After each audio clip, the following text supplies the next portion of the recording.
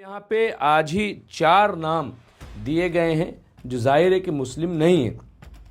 और कल हमने दैनिक भास्कर की भी रिपोर्ट देखी थी, उसमें भी 2 नामों का जिक्र किया गया था। हाँ, वो जो गलत आदमी होता है उसका धर्म नहीं होता है, वो हर एक धर्म में हो सकते हैं।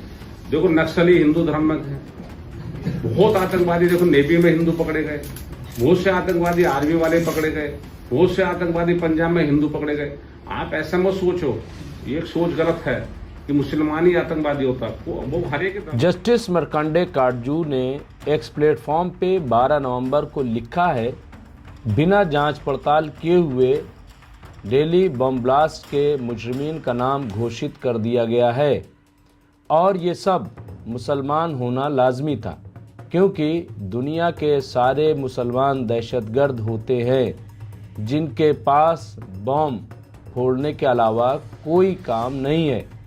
ये रिवायत बन गई है अधिकांश इंडिया मीडिया की टीआरपी और कई पॉलिटिशियन की पॉलिटिक्स मुसलमान, मुर्गा, मछली, मंदिर, मस्जिद, पाकिस्तान, तालिबान आदि के बिना नहीं चल सकती है।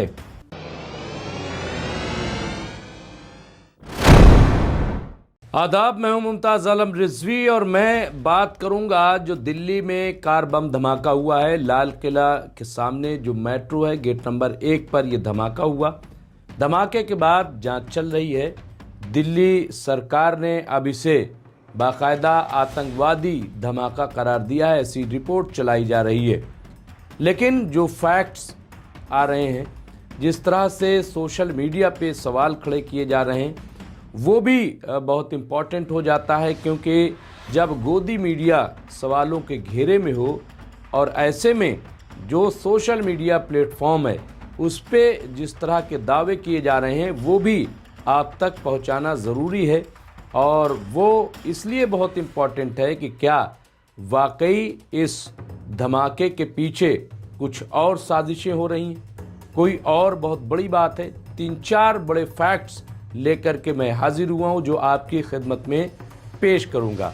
बार बार एक सवाल ये उठाया जाता है, कल हमने देखा कि कई मीडिया चैनलों पे ये बार बार सवाल किया जाता रहा है कि हर मुसलमान आतंकवादी नहीं है, लेकिन जितने लोग पकड़े जाते हैं वो मुसलमान ही क्यों होते हैं। ये सवाल नया नहीं है, इससे पहले भी ये सवालात उठते रहे हैं।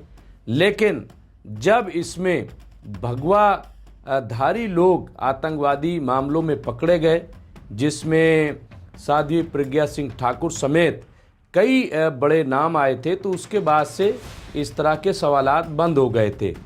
लेकिन अब उन तमाम लोगों को बरी कर दिया गया है, तो अब फिर वो सवाल सामने आ गया है कि आखिर इसमें सिर्फ मुस्लिम ही क्यों होते हैं। ये सवाल बहुत इम्पॉर्टेंट है, बहुत अहम है और इसी को हम तलाश करेंगे।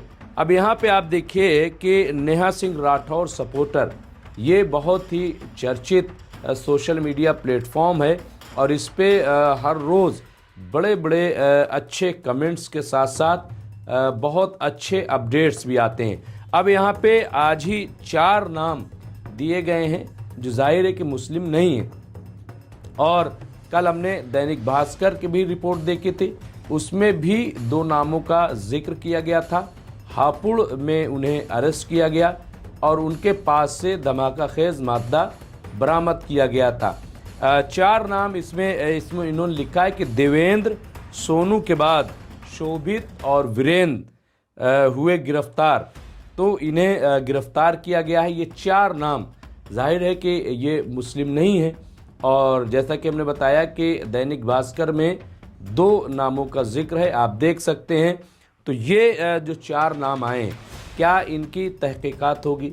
और ऐसा नहीं है, आप देखिए कि पाकिस्तान की जासूसी करने वाले, हिंदुस्तान के ख़िलाफ़ करने वाले, सरकारी नौकरी करने वाले और कई ऐसे नाम आए जिसमें बीजेपी और आरएसएस के लोगों के नाम भी उसमें शामिल है, जो पाकिस्तान के लिए जासूसी करते हुए पकड़े गए हैं। ये रिकॉर्ड में मौजूद है।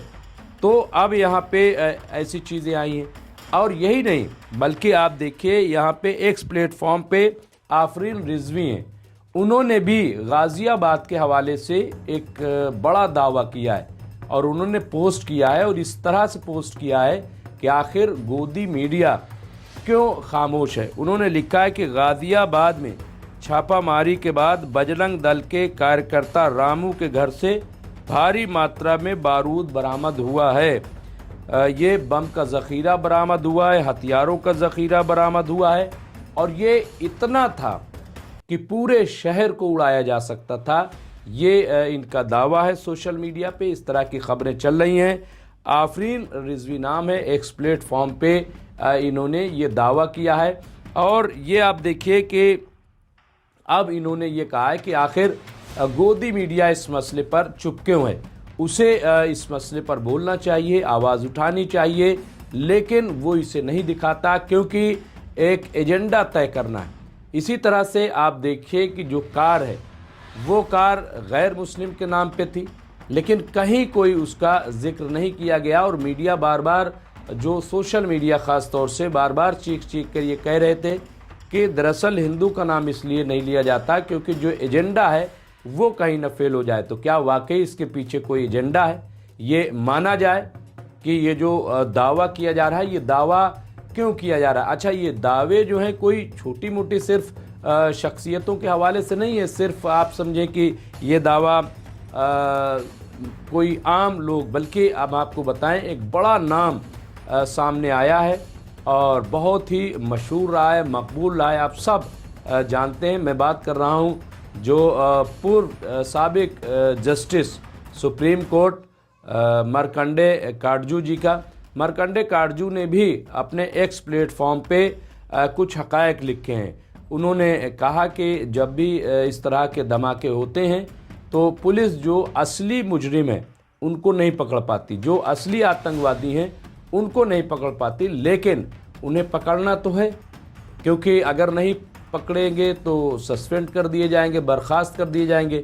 तो इसलिए वो करते क्या हैं कि गलत लोगों को, यानी बेगुनाहों को गिरफ्तार कर लेते हैं, अरेस्ट कर लेते हैं पूरा बना करके, तो और उसके बाद वाहवाही लूटते हैं। असली मुजरिम जो है फिर रह जाता है। ये मार्कंडे काटजू ने और क्या कहा है, सुनिए ज़रा।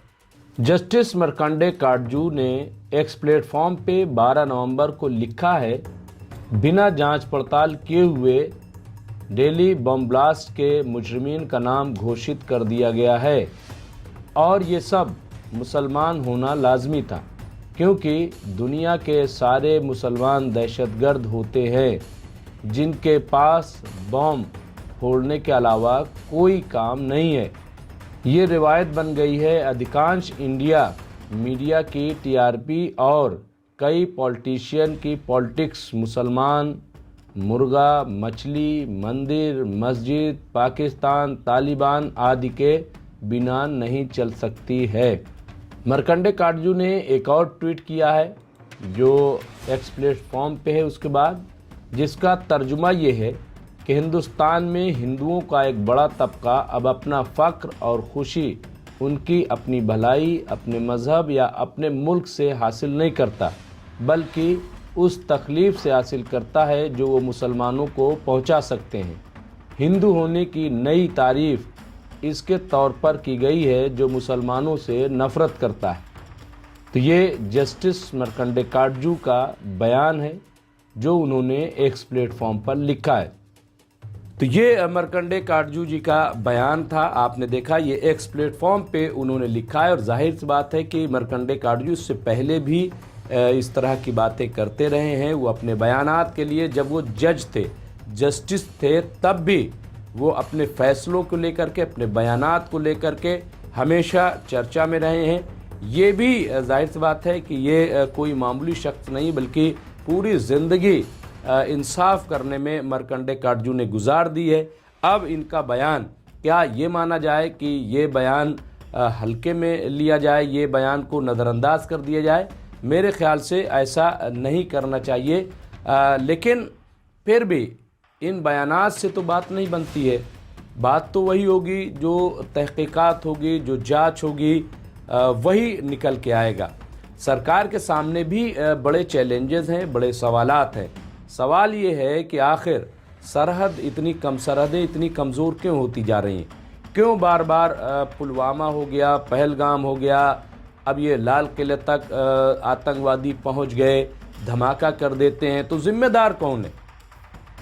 ठीक है, इसमें पाकिस्तान का इन्वॉल्वमेंट है, कश्मीरी गुमराह नौजवानों का इन्वॉल्वमेंट है, दहशतगर्द जो है इनको अपने कब्जे में लेकर के इस तरह की साजिशें कर रहे हैं, ये सब है। लेकिन सवाल ये है कि यहाँ तक ये लोग पहुँचे कैसे?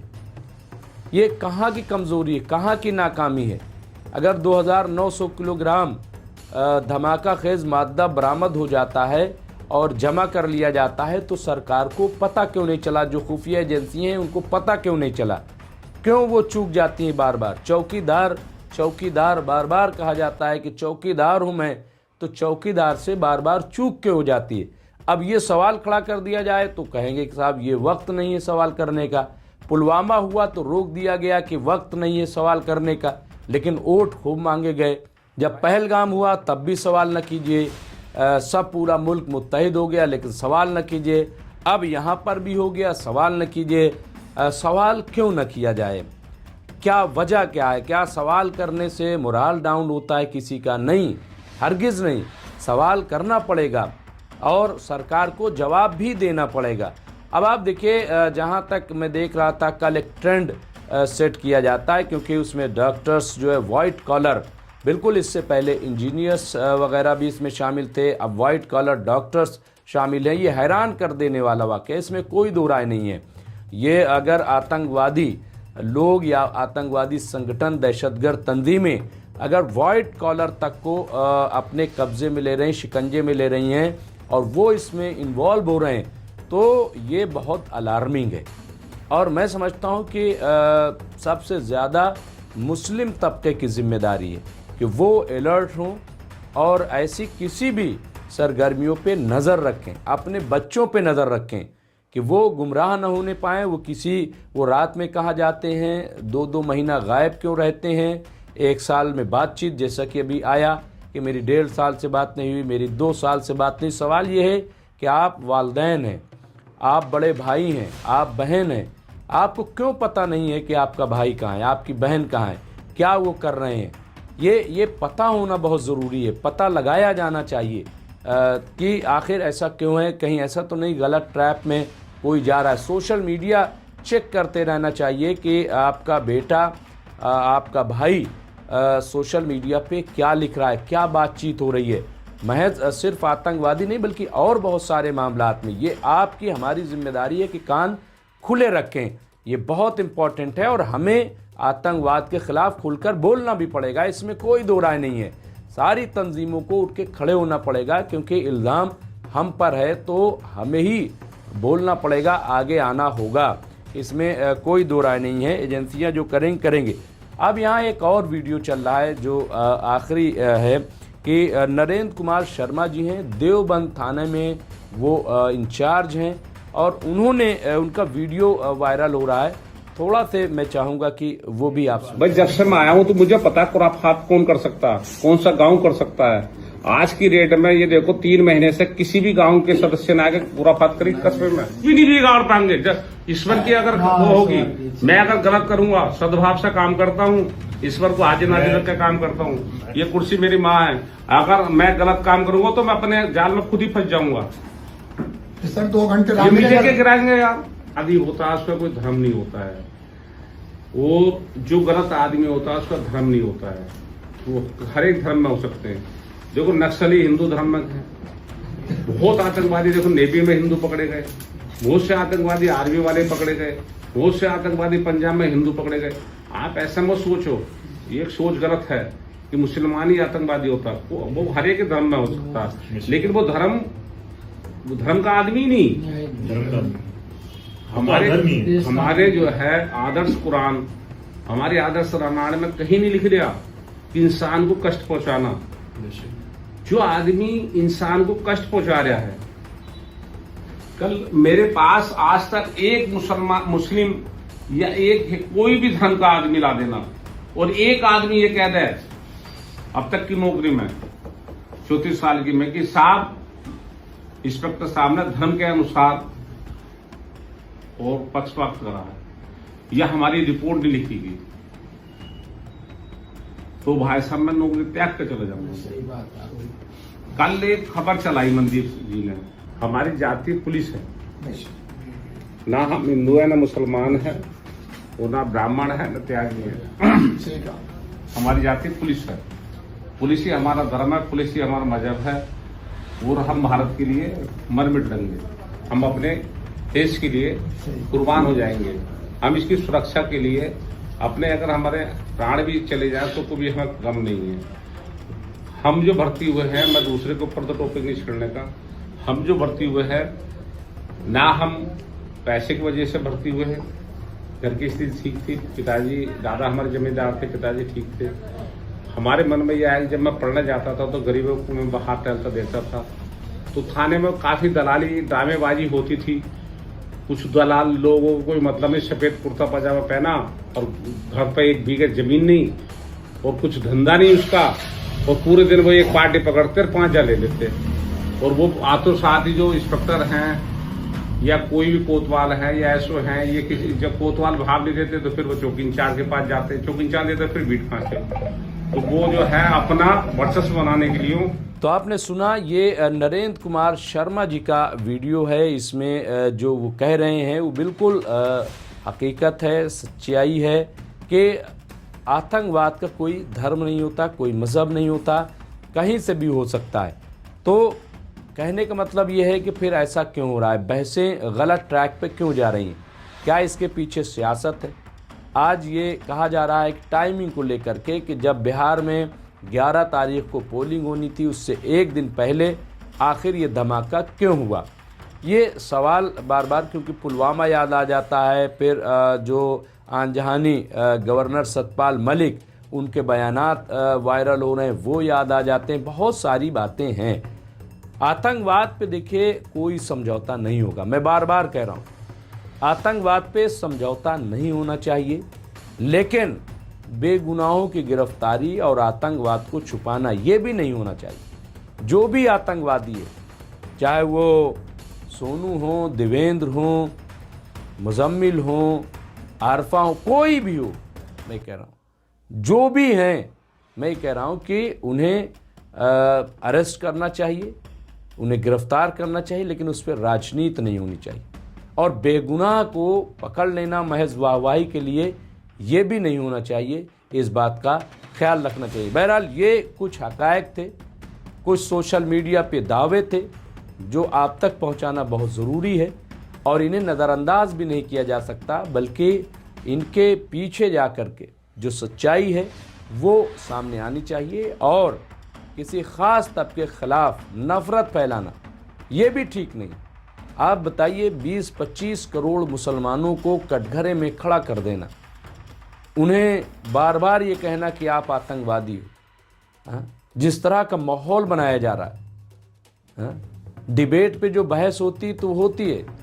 कल आप देखिए, डिबेट के बाद भी 2-4 लोग ऐसे बैठे थे जो ये कह रहे थे कि इस पर क्या डिबेट करना, इस पे तो सब एक होना चाहिए। बिल्कुल सब एक होना चाहिए, लेकिन कैसे सब एक हों?